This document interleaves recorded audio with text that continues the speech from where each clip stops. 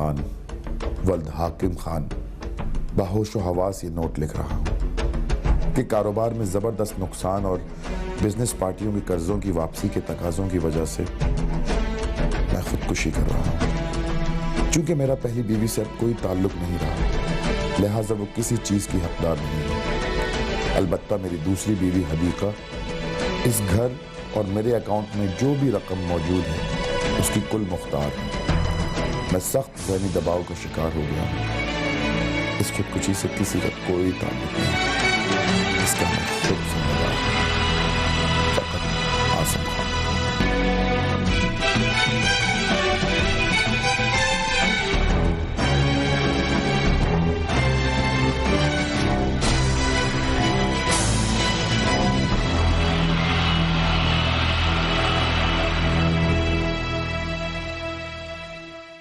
एक शख्स ने खुदकुशी की और अपनी खुदकुशी में जो नोट लिखा उसमें अपने आप को खुदकुशी का जिम्मेदार ठहराया। वो शख्स कौन था और उसकी पहली बीवी कौन थी? ऐसी क्या वजूहात थी जिनकी बिना पर उसने अपनी पहली बीवी को छोड़ा? वो शख्स जब अपनी खुदकुशी का नोट लिख रहा था तो क्या उसकी दूसरी बीवी को यह बात मालूम थी कि वो ये नोट खुदकुशी के इरादे से लिख रहा है? इन तमाम हक़ाइक़ को जानने के लिए चलते हैं आसिम खान की ज़िंदगी में, जहाँ से उसने अपनी ज़िंदगी का आगाज़ किया था। यस, आओ बैठो।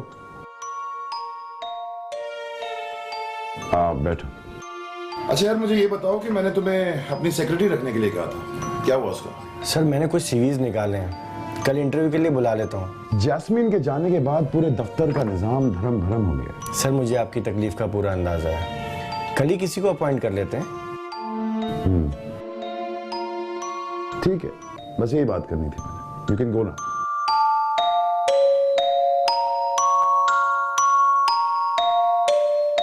सर एक बात बोलूं आपसे? बोलो। सर वो मेरी वाइफ घर पे अकेली रहती है। तो अच्छा ठीक है, बैठो। Thank you sir.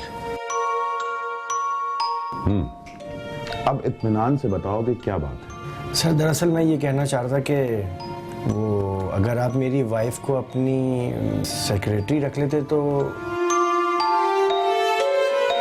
तुम क्या अपनी बीवी की चौकीदारी करना चाहते हो? नहीं नहीं सर, ऐसी बात नहीं है। वो दरअसल घर में अकेले रहकर वो बोर हो जाती है और वो इंटर पास है सर। देखो शाहजेब, तुम अच्छी तरह जानते हो कि मुझे एक एक्सपीरियंस्ड सेक्रेटरी की जरूरत है। इंटर पास है सर वो, और मैं हूं ना, सब कुछ समझा दूंगा उसे। बहुत शार्प माइंड है, एक एक बात बहुत अच्छे तरीके से पिक कर लेगी। ठीक है भाई, तुम जीते, लेकिन एक बात का तुम दोनों मियाँ बीवी को ख्याल रखना होगा। ये दफ्तर है और यहाँ तुम मियाँ बीवी नहीं बल्कि एम्प्लॉइज हो। ओके? जी जी सर, मैं ऑफिस के कोड ऑफ कंडक्ट को बहुत अच्छे से समझता हूँ। ठीक है, अगर तुम बेहतर समझते हो तो कल से अपनी बीवी को ऑफिस ले आओ। Thank you sir, thank you.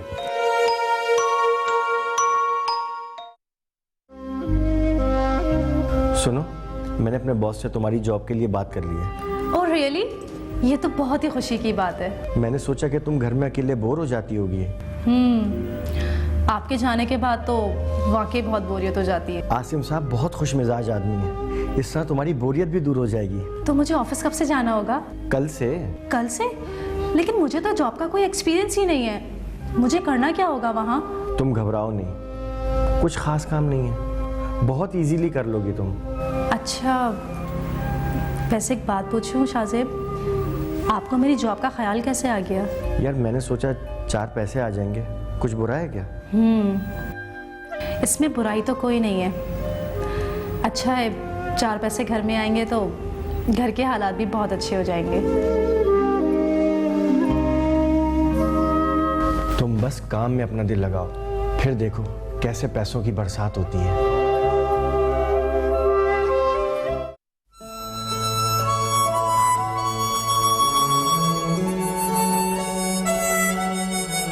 Sir, she is my wife, Hadika.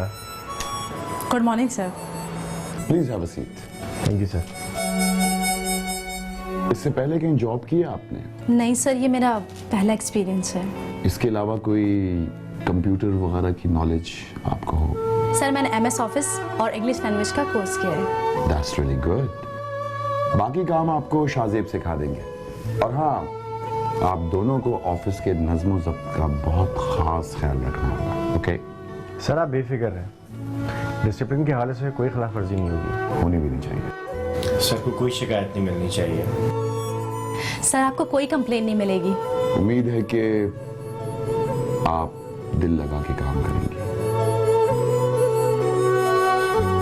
Sir आप बेफिक्र रहें, हदीका बहुत स्मार्ट है, मैं इसको सारा काम फौरन समझा दूंगा।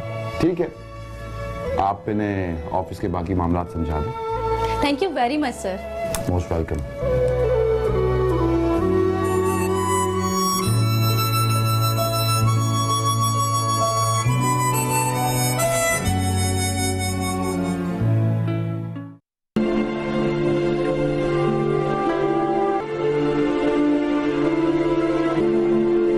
देख रही हूँ आजकल आप ऑफिस बड़ा तैयार शैयार होके जा रहे हैं। वो दफ्तर है बेगम, कोई भंडार खाना नहीं जो बंदा मुंह उठा के ऐसे ही चला जाए। मैंने कब कहा वो भंडार खाना है? काफी दिनों से तो यूं ही मुंह लटका के दफ्तर जा रहे थे।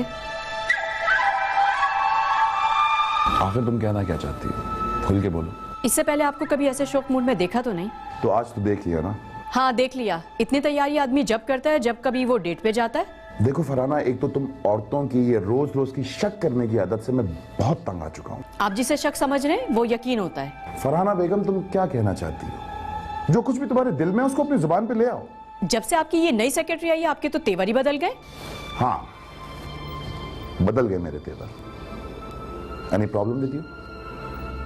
और एक बात कान खोल के सुन लो फरहाना बेगम, मेरे दफ्तर के मामलात में मुझे किसी की भी मदाखलत पसंद नहीं है।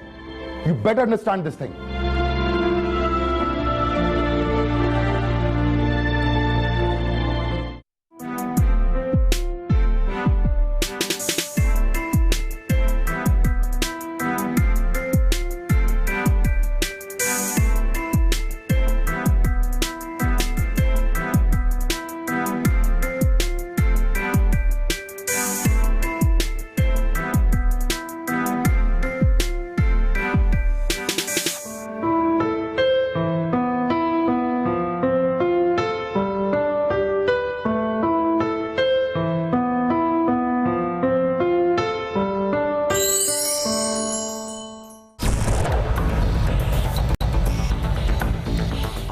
हदीका जवान थी, खूबसूरत थी और साथ साथ खुश मिजाज थी। और फिर वही हुआ जो अमूमन दफ्तर में बॉसेस का अपनी सेक्रेटरीज के साथ होता है। मर्दों के दिल में छुपी हुई बात जानने में औरतों की छठी हिस्स बहुत काम करती है। हदीका ने भी अपने दिल फेंक बॉस के दिल में क्या है ये बात जान ली थी। Please take the seat. ऐसे क्या देख रहे हैं सर? यकीनन मेरे चेहरे पे 12 बज रहे होंगे। हदीका, तुम मुझे हर रूप में बहुत खूबसूरत लगती है। आप बना रहे हैं ना सर? देखो, औरत का बनाव श्रृंगार इसलिए होता है कि वो दूसरों को खूबसूरत लगे, लेकिन ये जो तुम्हारी खूबसूरती है ना, ये तुम्हारे बनाव श्रृंगार और पहनावे को और भी ज्यादा चार चांद लगा देती है। सच? मुझ शाहजेब तो मेरी झूठे मुंह तारीफ भी नहीं करते। हीरे की कदर तो सिर्फ जौहरी ही जान सकता है। एक राज की बात बताऊं सर? बताओ।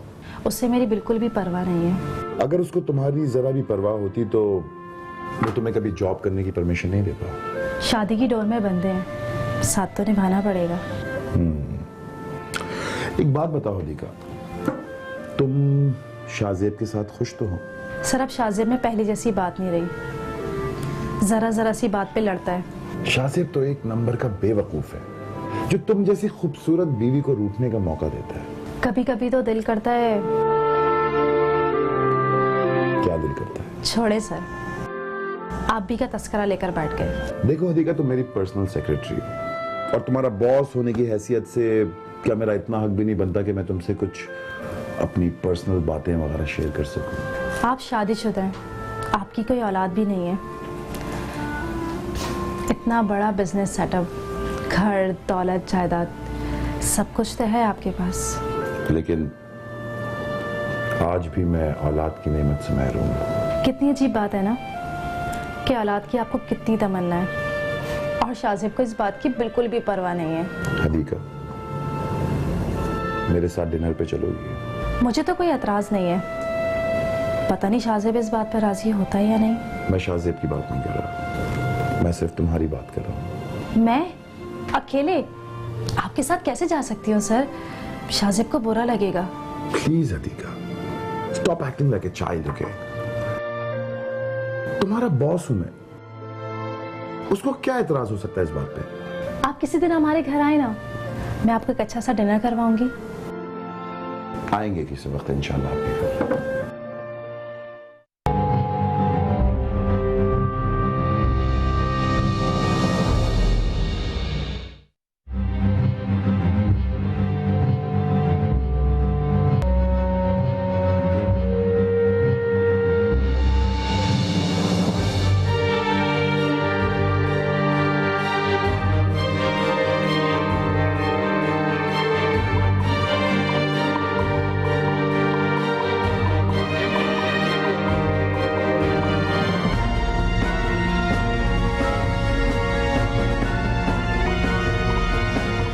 हदीका आसिम की खुशमिजाज बातों से मुतासिर हो चुकी थी और आखिर वो दिन आ ही गया जब आसिम के दिल की बात उसकी जुबान पे आ गई। हदीका को अपने बॉस के दिल में क्या है इस बात का बखूबी इल्म था, लेकिन उसने थोड़ा बनावटी रद्द अमल जाहिर किया और फिर वो आसिम से शादी के लिए रजामंद हो गई। ठीक है, fine fine, I got it. ठीक है, मैं तुम्हें थोड़ी देर में कॉल करता हूँ। Okay, love. हेलो हदीका। जी sir. You know, I got a surprise for you. चलो अपनी आंखें बंद करो।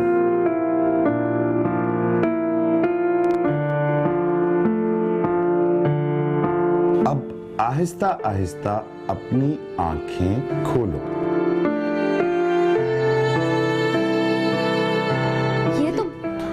ये तो बहुत ही खूबसूरत और कीमती है।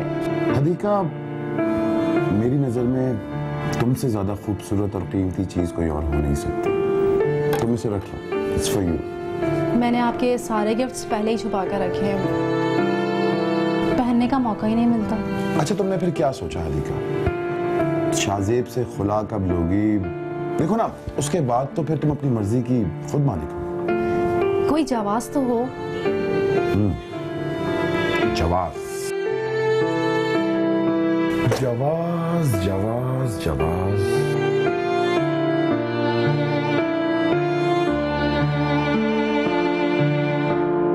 हाँ, मेरे कमरे में होता है फौरन। Yes, immediately. ताहिर आ रहा है। मैं जाऊं? Keep sitting. सर। हाँ ताहिर, क्या बोल रहे थे तुम? सर वो इट्स ओके, तुम्हें जो भी कहना है इनके सामने बोलो ताकि इनको भी पता चल जाए। सर, ऑफिस के बैंक अकाउंट में जबरदस्त घपला किया गया है। अच्छा, किसने किया है घपला? शाहजेब साहब। सर, पार्टीज की पेमेंट तो ले ली गई है लेकिन उनको मिली नहीं। अच्छा ठीक है ताहिर, तुम जाओ, मैं खुद बात कर लूंगा शाहजेब से। वैसे भी वो आज आया नहीं है।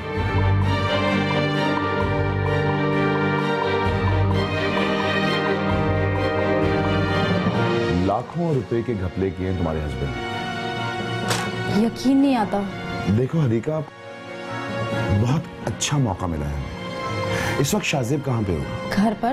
तो तुम मेरे साथ घर चलो, शाहजेब से वहीं बात कर लेंगे। Come on. एक मिनट सर। क्या हुआ? मुझे आपकी दूसरी बीवी बनने पे कोई एतराज नहीं है, लेकिन क्या? लेकिन मैं आपकी पहली बीवी की सौतन बनूं, मेरा दिल ये गवारा नहीं करता। ओह माय गॉड, एक तो तुम खवातीन की ये जो विमेन साइकी होती है ना, you know, just fed up with all this.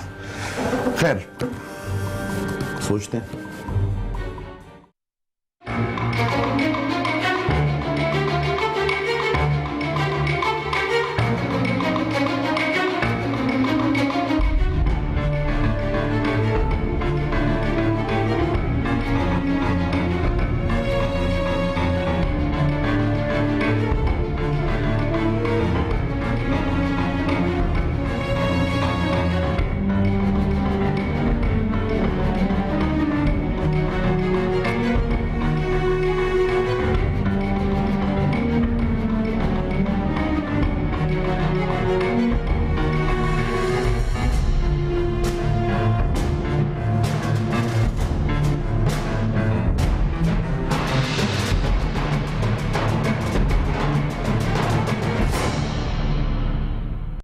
बेटी, खुला का नोटिस भेजने से पहले एक बार फिर सोच ले अच्छी तरह से। अम्मी मैंने बहुत सोच समझ कर ये फैसला किया है। तू जज्बाती हो रही है, आखिर उसके साथ रहना क्यों नहीं चाहती तू? अम्मी मैं उसके साथ खुश नहीं हूँ। लड़ाई झगड़े किस घर में नहीं होते। बस मैंने फैसला कर लिया है, मुझे अब उसके साथ नहीं रहना। मेरी तो समझ में नहीं आ रहा तू चाहती क्या है भाई? मैं जो कुछ कर रही हूँ ना, ठीक कर रही हूँ। अम्मी मैं उस फ्रॉडी शख्स के साथ अब नहीं रहना चाहती। तलाक याफ्ता औरतों को माशरा इज्जत की निगाह से नहीं देखता। अम्मी आप मेरे पीछे क्यों पड़ गई हैं? जा भाई, तेरी मर्जी है, जो तू चाहे वो कर, मैं तो तेरा भला ही चाह रही हूँ। क्या बात है शाहजेब, इतना परेशान लग रहा है? क्या बताऊं यार, पहले नौकरी हाथ से गई, उसके बाद मेरी बीवी हदीका भी मुझे छोड़ के चली गई यार। क्या कह रहा है? हतीका भाभी को हुआ क्या है? आज पता चला यार कि पैसे से मोहब्बत भी खरीदी जा सकती है। असल बात बता, हुआ क्या है? होना क्या यार, पहले बॉस ने मुझे नौकरी से निकाल दिया, उसके बाद हदीका को ऐसी पट्टी पड़ाई कि वो उससे शादी करने जा रही है। हतीका भाभी दूसरी शादी कर रही है उसके साथ? अबे तुझे पता है उसने मुझे खुला का नोटिस तक भिजवा दिया यार। यकीन नहीं आता, हतीका भाभी ऐसा कर सकती हैं? आज पता चला दौलत में बड़ी ताकत होती है मेरे दोस्त। लानत है ऐसी दौलत पर जो मोहब्बत का सौदा कर दे। हदीका की इसी बेवफाई का तो रंज है मुझे यार। हतीका भाभी आजकल रह कहाँ रही है? अपने घर पे रह रही है अपनी माँ के साथ। तू कहे तो मैं बात करूं? नहीं नहीं नहीं, तू ऐसा नहीं करेगा। मैंने इसको तकदीर का फैसला समझकर कबूल कर लिया यार। चला घर पे बैठ के बात करते, चल हाँ बताता हूँ तुझे। मुझे अपनी दौलत, जायदाद और बिजनेस के लिए एक वारिस चाहिए, जो तुम मुझे नहीं दे सकती फरहाना बेगम। तो इसके लिए मुझे छोड़ने की क्या जरूरत है? तुम्हें दूसरी करनी है तो तुम कर लो, लेकिन उसकी यही शर्त है कि मैं तुम्हें छोड़ दूं। उस कमीनी डाइन ने जरा भी लिहाज नहीं किया, मेरे हक पे डाका मारा। अपनी जुबान को लगाम दो, हद से आगे बढ़ी हो तुम फरहाना बेगम। तुम उस 2 टके की लड़की के लिए अपनी बीवी को छोड़ोगे? तुम क्या जानो उसकी कदर और कीमत बेगम। 2 टके की तुम हो, वो तो तुमसे कहीं ज्यादा स्मार्ट और खूबसूरत है। और वो जो तुमने मेरी शान में कसीदे पढ़े थे वो क्या थे? अकल पे पत्थर पड़ गए थे मेरे, जो मैंने तुम जैसी लड़की की शान में कसीदे पढ़ दिए। सटिया गया था मैं। तुम अब भी सटिया गए हो। अच्छा बाबा, तुम मेरा पीछा तो छोड़ दो। तुम इतनी आसानी से मुझसे पीछा नहीं छुड़ा सकते। तुमसे पीछा छुड़ाना कोई इतना मुश्किल काम भी नहीं है फरहाना बेगम। मैं तुम्हें तलाक देता, तलाक। आसिम, तुमने ये अच्छा नहीं किया। इस घर से अब तुम्हारा कोई ताल्लुक नहीं, समझी? So just get out of my house.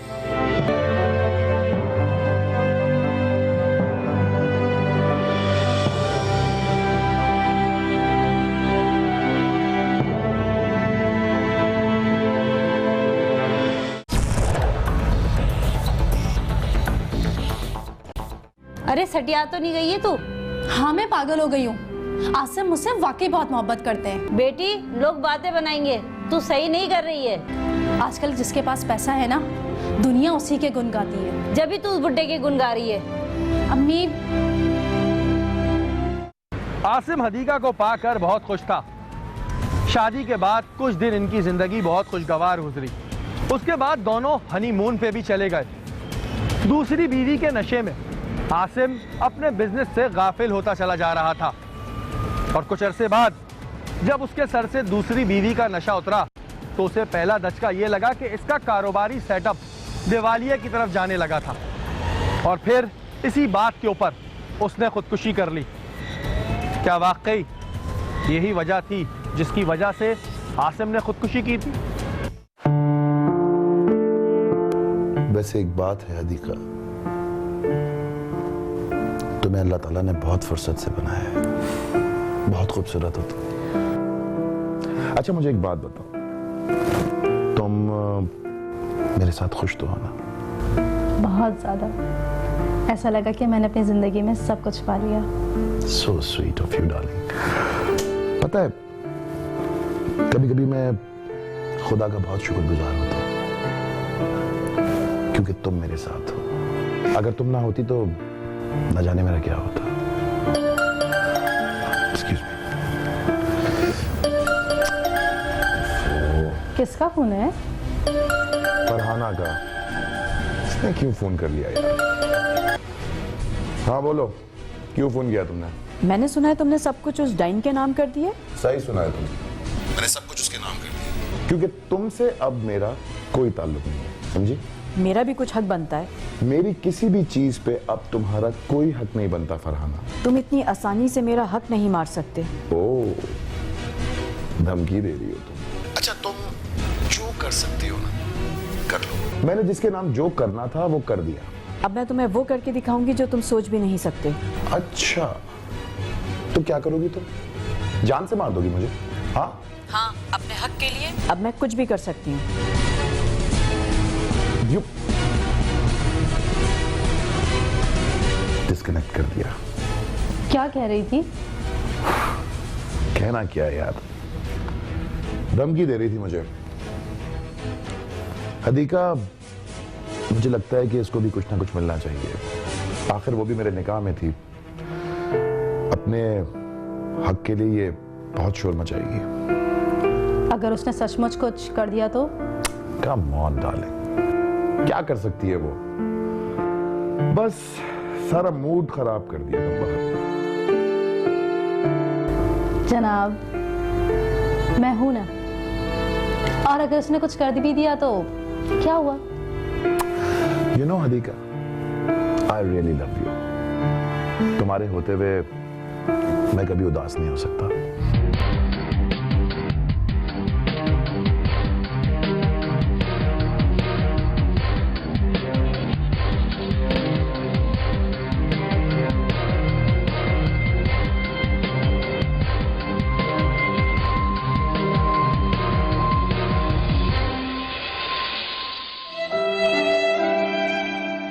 आज आप फिर ऑफिस जा रहे हैं? जी मेरी जान, काफी दिन हो गए ऑफिस की खबर नहीं ली।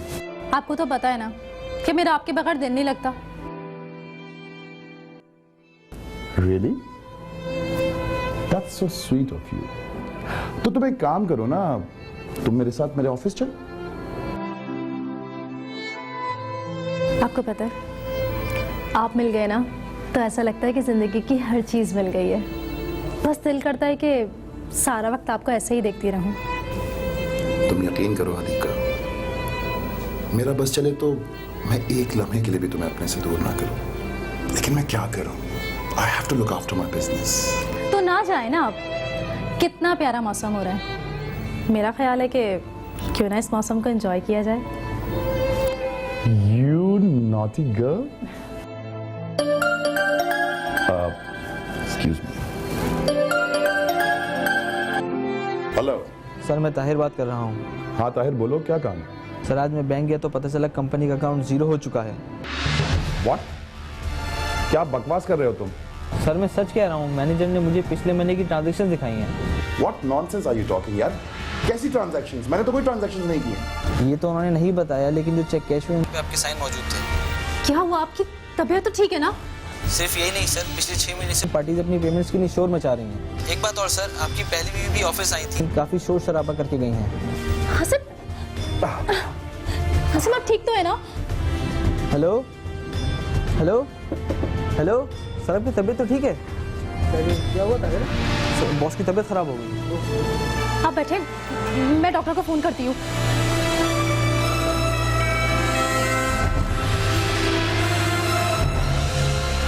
Hello doctor.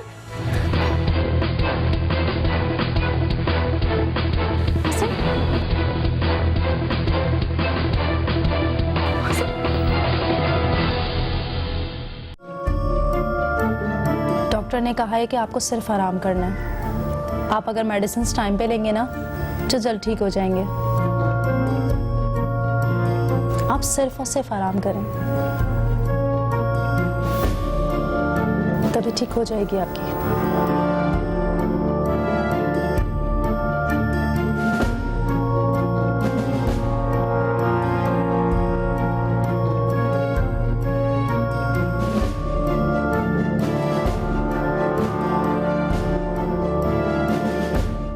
क्या सोच रहे हो आसिम? तुमने तो अपना सभी कुछ गंवा दिया, जरा अपने हाथों को तो देखो,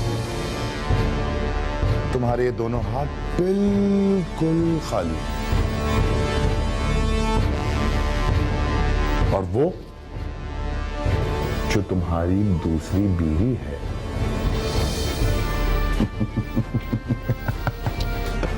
वो भी एक दिन तुम्हें छोड़ के चली जाएगी, फिर क्या करोगे? तो मैं क्या करूं? तुम कर भी क्या सकते? यू नो, तुम्हारी जो ये जिंदगी है ना, अब ये मुकम्मल तौर पे ये एकदम बेमानी हो चुकी है। क्या वाकई अब मेरी जिंदगी बेमकसद और बेमानी हो चुकी? अगर ऐसा है तो तुझे जीने का कोई हक नहीं है।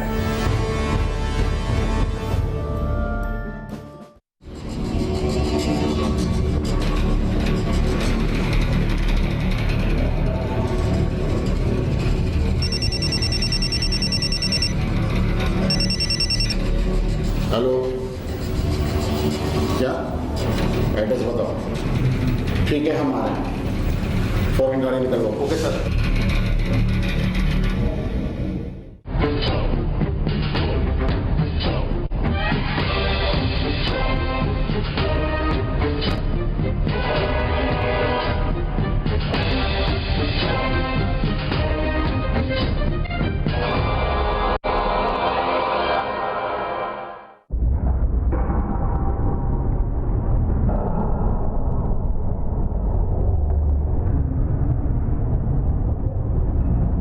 सर ये देखें।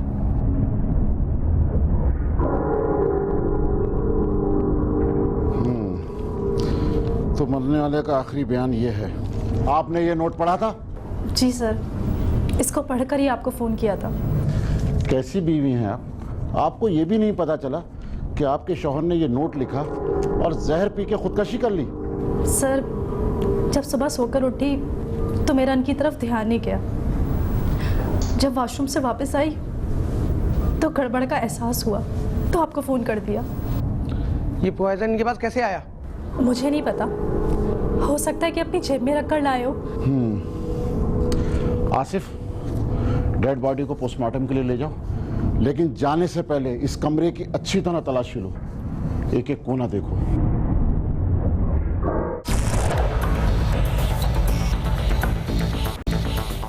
पुलिस आसिम की पहली बीवी और इसके दफ्तर के स्टाफ से भी तफ्तीश करती है। इसी दौरान पुलिस को शाहजेब और हदीका के इस केस में मुलव्विस होने के कुछ शवाहिद मिलते हैं। पुलिस इन दोनों को थाने ले आती है और फिर वहां पर वो दोनों इस केस में से पर्दाफाश करते हैं। इन दोनों की हालत देख के तो लगता है कि तुमने काफी मेहनत की है इन पे। कुछ एडमिट भी किया इन दोनों ने या नहीं? सर, ये जो कुछ भी हुआ मुझे शाहजेब ने गुमराह किया था। गुमराह? तुम तो शक्ल से काफी समझदार लगती हो, तुम गुमराह कैसे हो गई? सर, मैं तो कुछ भी नहीं करना चाहती थी, लेकिन सिर्फ शाहजेब ने मुझे गुमराह किया। चल भाई शुरू हो जा, बता साहब को कहानी के पीछे असल हकीकत क्या है। साहब, ये सारी मंसूबाबंदी मेरी थी, क्योंकि मैं जानता था कि आसिम साहब एक बड़े दिलफेक आदमी हैं। आसिम साहब की दिलफेक शख्सियत को देखकर मैंने हदीका को एक सोचे समझे मंसूबे के तहत उनकी सेक्रेटरी रखवा दिया। शुरू में हदीका को भी मेरे मंसूबे का इल्म नहीं था। जब एक दिन उसने मुझे बताया कि शाहजेब, मैंने आपसे एक बात करनी थी। बोलो। वो मुझे लगता है कि बॉस आजकल मुझ पे कुछ ज़्यादा ही फिदा हो रहे हैं। ओह, अच्छा। शायद वो बहुत सीरियस है मेरे बारे में। ये तो बहुत अच्छी बात है। अच्छी बात है? क्या मतलब है कि अच्छी बात है? इसका मतलब है फसल पक के तैयार हो चुकी है और इसको काटने का वक्त आ गया है। ये क्या ऊट-पटांग बातें कर रहे हैं आप? मुझे तो कुछ समझ नहीं आ रहा। अरे मेरी भोली बाली बेगम, इसी दिन का तो मुझे इंतज़ार था। मैंने हदीका को जब अपने प्लान से आगाह किया, पहले तो चौंकी और उसने मेरा साथ देने से इनकार कर दिया, लेकिन मैंने उसे अपने प्यार का वास्ता देकर राज़ी कर लिया था। बॉस से शादी और खुला का मशवरा मेरा ही था।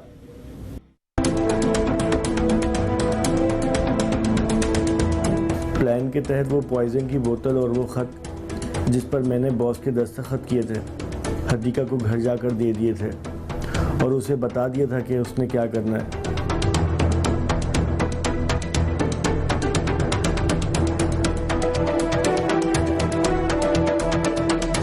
और फिर तुमने अपने शौहर के कहने पे अमल किया, अंजाम की परवाह किए बगैर। जी सर, जैसा मुझे शाहजेब ने कहा मैंने वैसे ही किया। मैं ऐसा करने पे शाहजेब की वजह से मजबूर हो गई। मैंने वो मौत का जहर आसिम के रेगुलर मेडिसिन में शामिल कर दिया था। मुझे बहुत डर लग रहा था। मेरे हाथ पैर कपकपा रहे थे। एक लम्हे को ख्याल आया कि मैं ये सब कुछ ना करूं, लेकिन फिर मैं बेखुदी के आलम में ये सब कुछ कर गई। जब वो जहर मिला सिरप लेकर मैं कमरे में दाखिल हुई तो आसिम अपने दफ्तर का कुछ काम कर रहे थे। मैं उस जगह गई जहाँ मैं रूटीन के मुताबिक मेडिसिन रखती थी। मैं मेडिसिन रखे कमरे से बाहर निकल गई।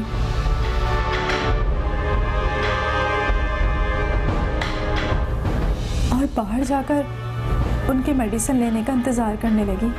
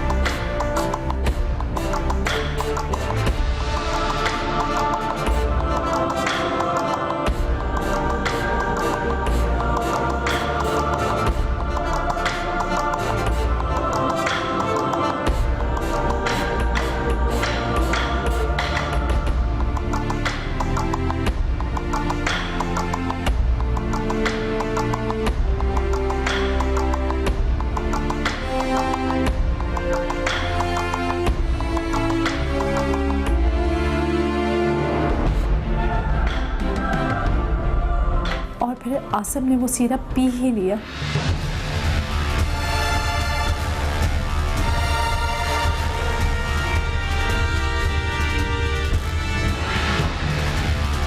जिसे पीने के बाद उनकी हालत बिगड़ गई।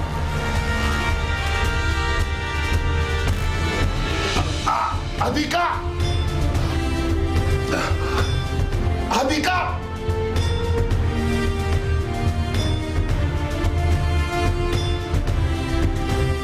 उन्होंने मेरे सामने देखते ही देखते दम तोड़ दिया।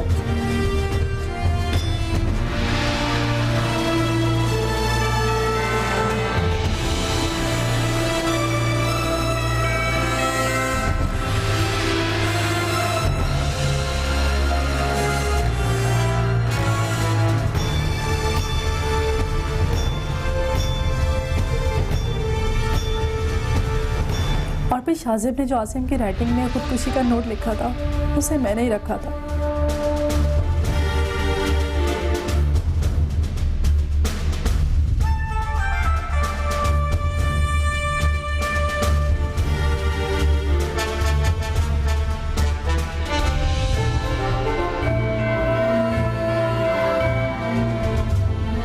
आसिम का दिवालिया बनाने में इस शख्स का बड़ा हाथ है सर। जी साहब, आसिम साहब को मार्केट में दिवालिया बनाने में मेरा ही हाथ था। क्या तुम्हें यकीन था इस तरह तुम अपने मकसद में कामयाब हो जाओगे?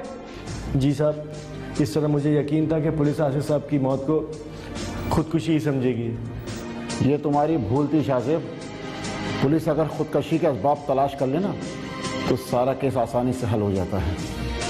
तुम्हारे ऑफिस का पिछला रिकॉर्ड और आखिरी कॉल अधिका के घर आने से पहले जो तुमने की थी, और तुम्हारी उसी गलती ने तुम्हें फंसवा दिया। सर इस जुर्म में इसकी बीवी बराबर की शरीक है। ठीक है आसिफ, इन दोनों को ले जाओ, सुबह इनका चालान बना के अदालत में पेश करो और इनका रिमांड ले लो। ले जाओ इनको। चले बेबी, खड़े हो।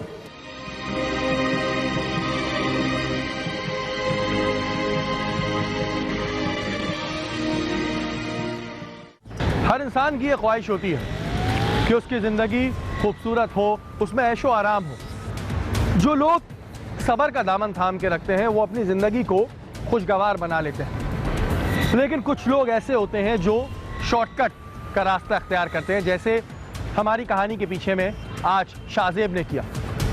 उसने अपनी ज़िंदगी में ऐशो आराम के लिए अपनी बीवी को दांव पे लगा दिया। वो किसी ने क्या खूब कहा है कि आप किसी के साथ बुराई करो और बदले में अच्छाई की उम्मीद रखो, ये तो मुमकिन नहीं। अगले हफ्ते फिर हाजिर होंगे कहानी के पीछे किसी नई कहानी के साथ। तब तक के लिए अपने मेज़बान शायरी को याद दीजिए। अल्लाह ने के बाद।